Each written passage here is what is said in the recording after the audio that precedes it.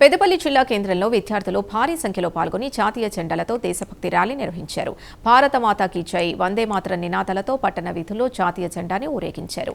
విద్యార్థులు జాతీయ జెండా గౌరవం, దేశ సమైక్యతను కాపాడాలని సందేశం ఇచ్చారు. ర్యాలీ అనంతరం నిర్వాహకులు జాతీయ పతాక ప్రాముఖ్యతను వివరించారు. దేశ అభివృద్ధికి ప్రతి పౌరుడు బాధ్యతగా వ్యవహరించాలని పిలుపునిచ్చారు.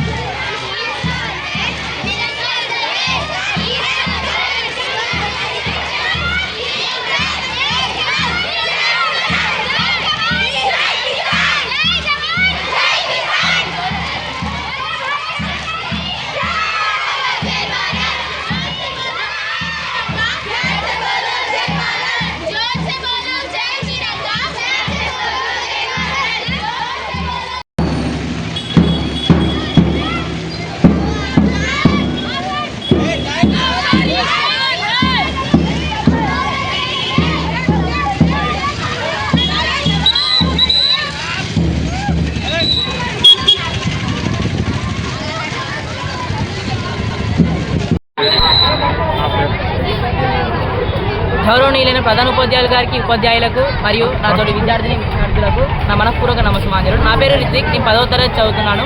ఈరోజు జూలై 22 భారతదేశంలోనే మన చరిత్రలోనే ఒక విశిష్టమైన రోజు. ఈరోజు భారతదేశానికి అధికారికంగా ఒక జాతీయ పతాకం వచ్చిన రోజు. సరిగ్గా 1947 జూలై 22న మన భారత రాజ్యాంగ సభ మన జాతీయ పతాకానికి ఆమోదం తెలిపింది. మన జాతీయ పతాకం కేవలం ఒక వస్త్రం కాదు, ఇది మన దేశానికి, మన దేశ స్వాతంత్రానికి, సార్వభౌమత్వానికి ఒక ప్రతీక. మన పతాకంలోని 3 రంగులు ఒక గొప్ప సందేశాలను ఇస్తాయి. కాషాయం రంగు త్యాగానికి మరియు ధైర్యానికి సూచిక అయితే, తెలుపు రంగు శాంతికి మరియు సత్యానికి సూచిక. అలాగే ఆకుపచ్చ రంగు మన ప్రగతికి మరియు సస్యశ్యామలతను సూచిస్తుంది. మధ్యలో నీలి రంగులో ఉన్న అశోక చక్రం ధర్మానికి, న్యాయానికి మరియు నీతికి ప్రతీక. అలాగే మనకు ఇంత గొప్ప పతాకాన్ని అందించిన శ్రీ పింగళి వెంకయ్య గారు ఆంధ్రప్రదేశ్ రాష్ట్రంలోని కృష్ణా జిల్లా మచిలీపట్నం దగ్గరలో ఉన్న బట్లపనమేరు గ్రామంలో జన్మించారు. ఆయన దీనికోసము చాలా కష్టపడ్డారు. ఆయన కేవలం స్వాతంత్ర సమరయోధుడు మాత్రమే కాకుండా బహుభాషావేత్త, అలాగే భూగర్భ శాస్త్రవేత్త కూడా. ఆయన కనీసం 30 దేశాల జాతీయ పతాకాలను సేకరించి వాటిని నిశితంగా పరిశీలించి మనకి ఇంత గొప్ప పతాకాన్ని అందించారు. ఆయన కృషిని మనం ఎల్లప్పుడూ గుర్తుపెట్టుకోవాలి.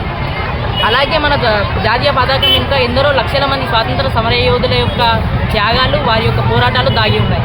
కావున మనం వాళ్ళందరినీ తలుచుకొని మన దేశం పట్ల, అలాగే మన పతాకం పట్ల ఎప్పటికీ గౌరవం చూపాలని కోరుకుంటూ, మన దేశం ఇంకా అభివృద్ధి చెందాలని ఆశిస్తూ నాకు ఈ అవకాశం కల్పించిన క్రిసెంట్ యాజమాన్యానికి ధన్యవాదాలు తెలుపుకుంటూ ఇక్కడితో